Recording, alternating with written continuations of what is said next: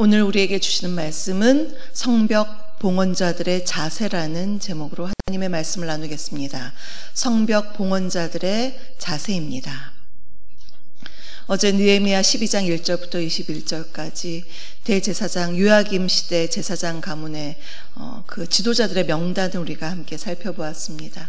이제 오늘 계속해서 이어지는 본문은 요야김 이후 세대인 대제사장 엘리야십과 요야다, 요하난, 야뚜아 때의 레위 가문의 족장들의 이름이 나오고요. 또 바사왕 다리오왕 2세 때거든요. 2세 때 제사장들에 대한 기록이 소개되어 있습니다. 앞선 어제 본문에서도 그렇고 오늘 본문에서도 그렇고 포로기 이후 예루살렘 공동체에서 지금 중요하게 언급되는 사람들의 이야기가 바로 예배 공동체를 섬기는 그런 사람들의 이야기입니다. 그 역할들을 감당했던 제사장들과 레위인들에 대한 구체적인 이름이 책에 또 이스라엘 역사책인 역대지략에 기록된 것을 볼 수가 있습니다. 그 이름들이 세상적으로는 별로 기억이 될 만한 이름이 아닐지 몰라도 하나님 앞에서는 영광스럽고 굉장히 영화로운 이렇게 책에 영원히 기록될 그런 이름들입니다. 이러한 이름을 후손이 본다면 어떨까요? 자기 조상들의 이름이 성경에 기록되어 있다. 굉장히 뿌듯하고 너무나 또 자신에게 도전될 만한, 프라이드를 가질 만한 그런 이름입니다.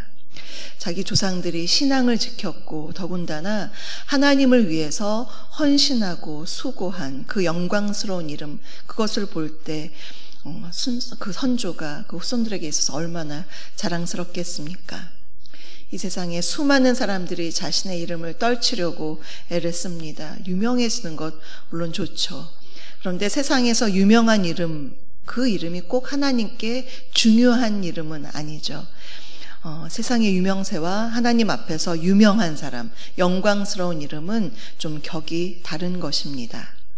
우리가 느헤미야서에서 정말 이름도 어려운 그런 많은 이름들이 나오죠. 무수한 명단과 헌신했던 그 많은 사람들, 인원수까지 이렇게 나오는데요. 그것을 보면서 우리가 깨닫게 되는 것은 하나님께서 기억하시는 이름들이 있다는 것입니다.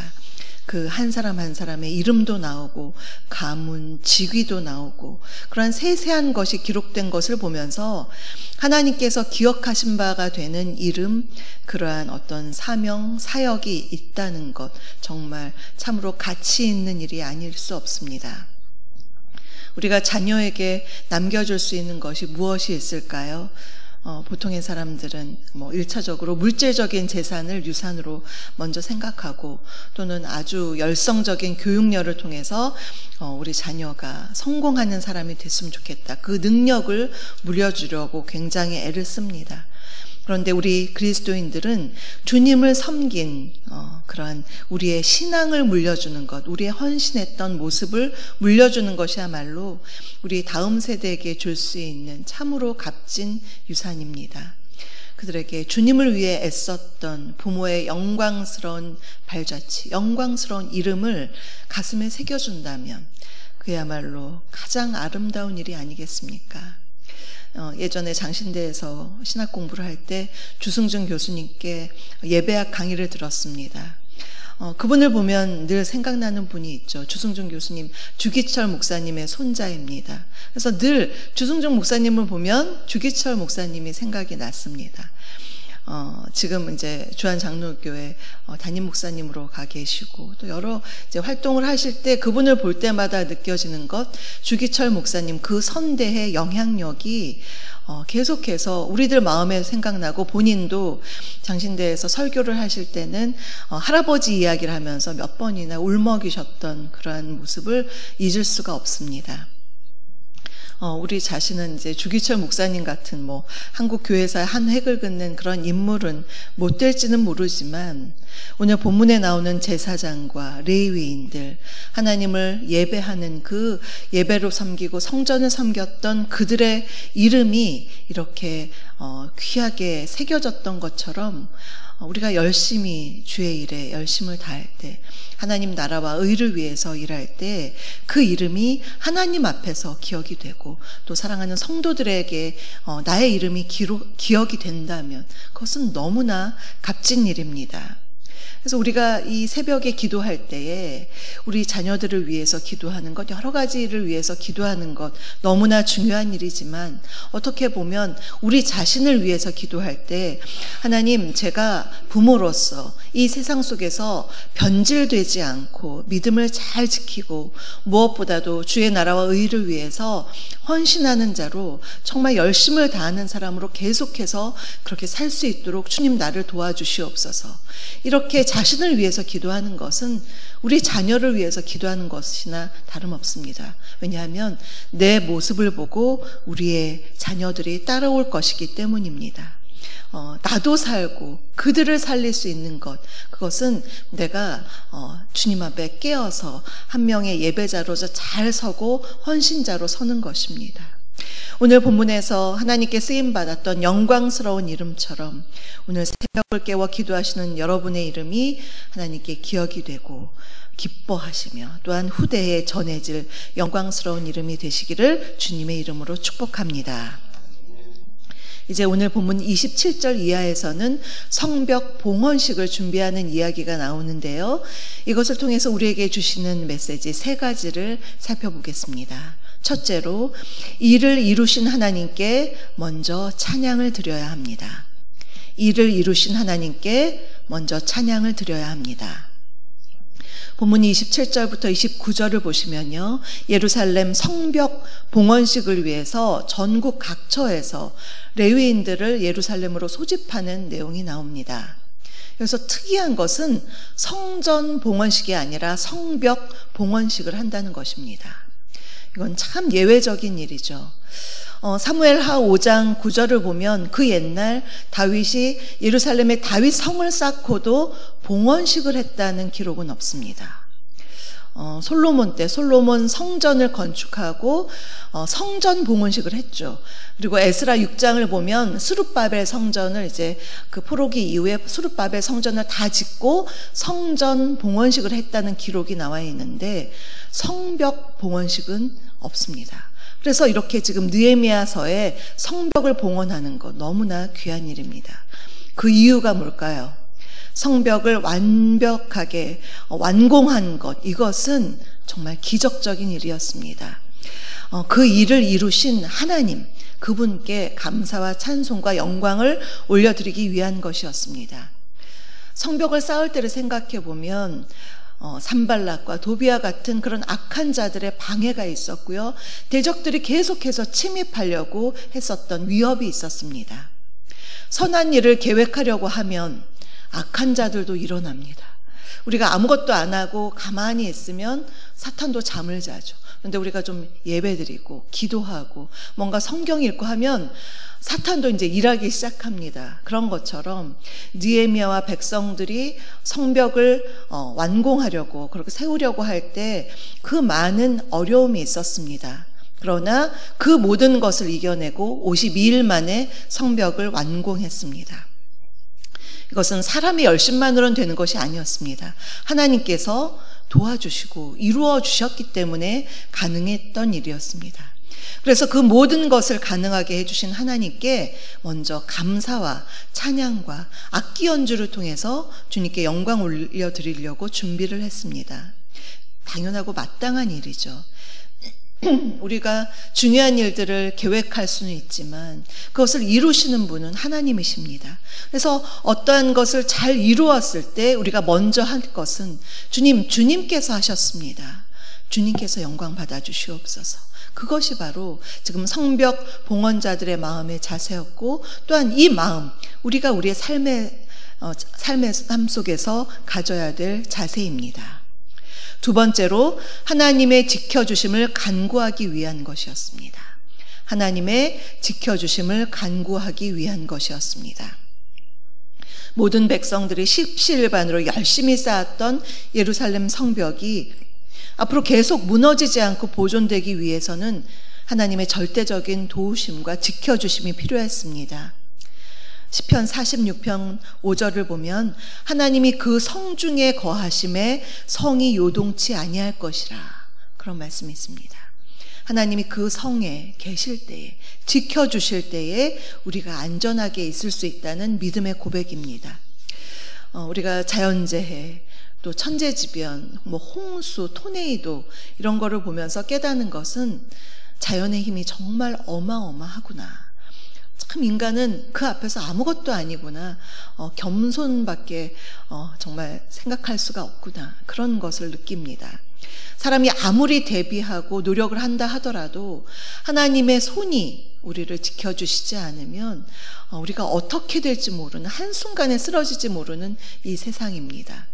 그러니 본문의 백성들이 지금 주님의 지켜주심을 더욱더 간구하기 위해서 성벽 봉헌식을 준비하면서, 주님, 우리가 짓긴 했지만 앞으로도 주님이 계속해서 지켜주시옵소서, 그러한 마음의 자세로 주님께 봉헌식을 준비하는 것입니다. 우리도 그렇죠.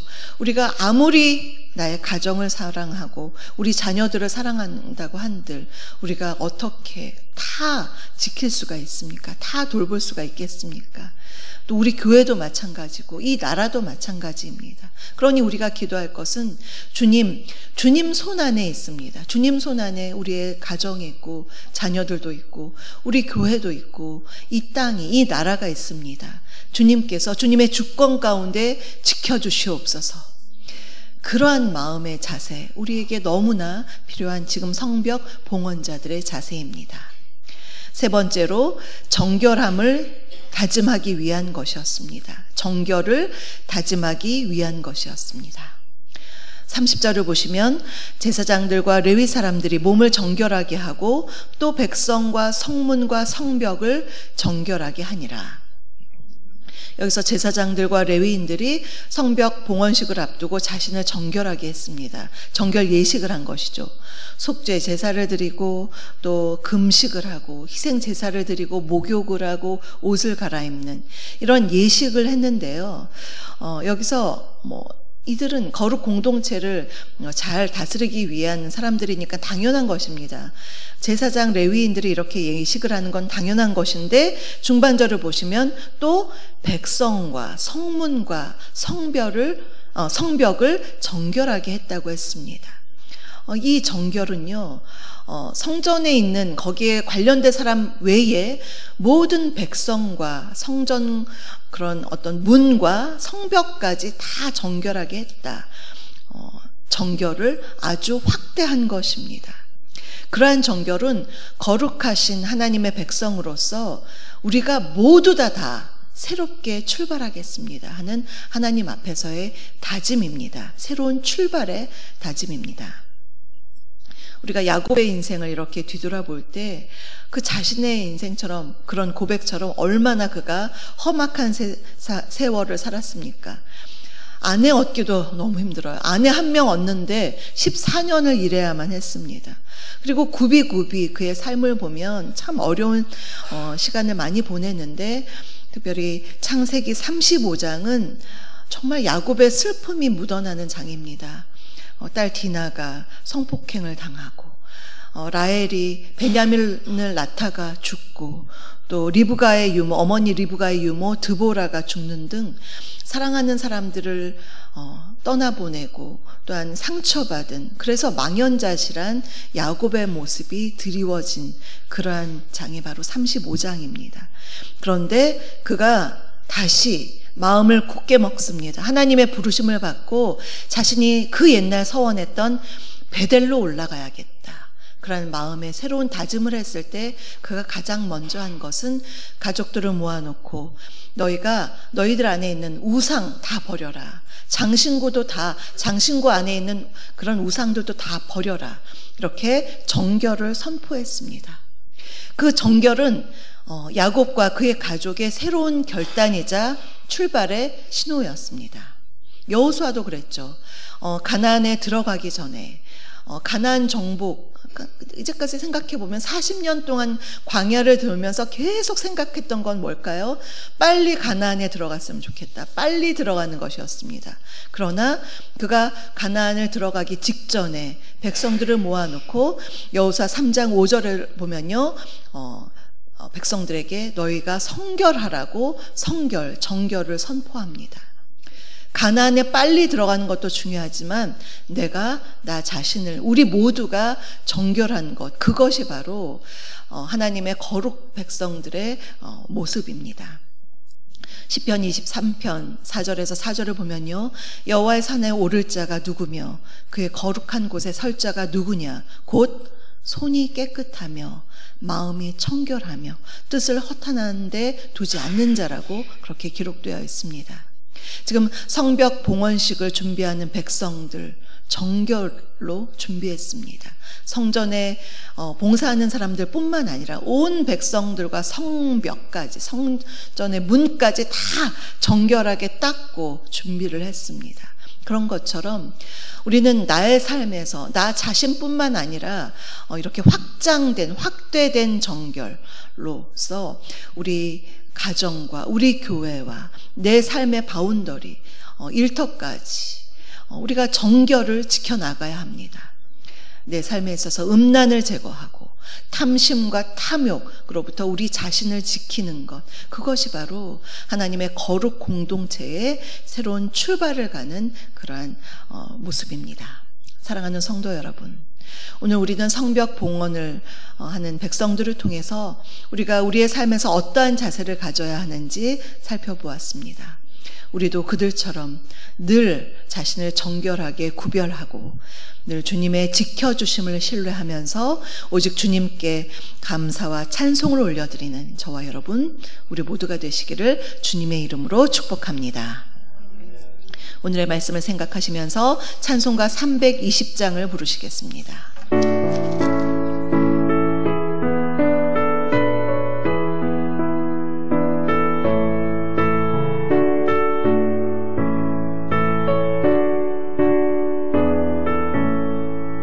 나의 죄를 정케 하사 주의 일꾼 삼으신 구세주의 넓은 사랑 항상 찬송합니다.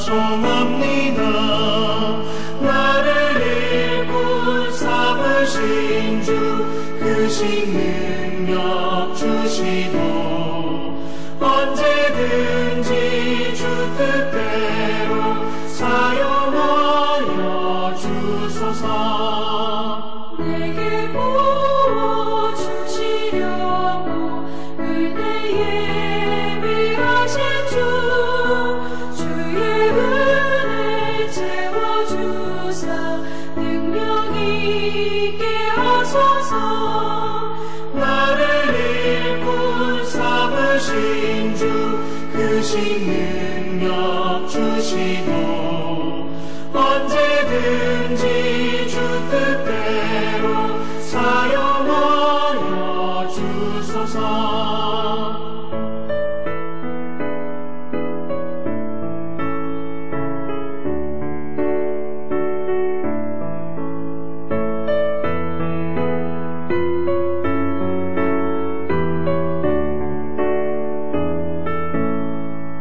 죄의 짐을 풀어주신 주의 능력 크도다. 나를 피로 사신 예수 내 맘속에 오소서. 나를 일꾼 삼으신 주 크신 능력 주시고 언제든지 주 뜻대로 사용하여 주소서. 주여 내게 성령으로 충만하게 채우사 생명수가 강물처럼 흐르게 하옵소서. 나를 일꾼 삼으신 주 크신 능력 주시고 언제든지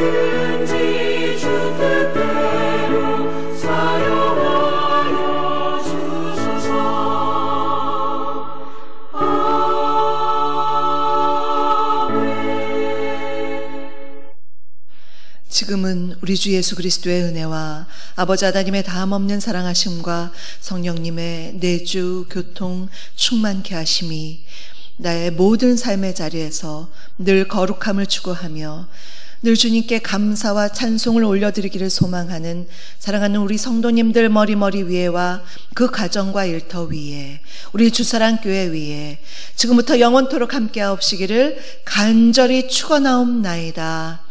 아멘.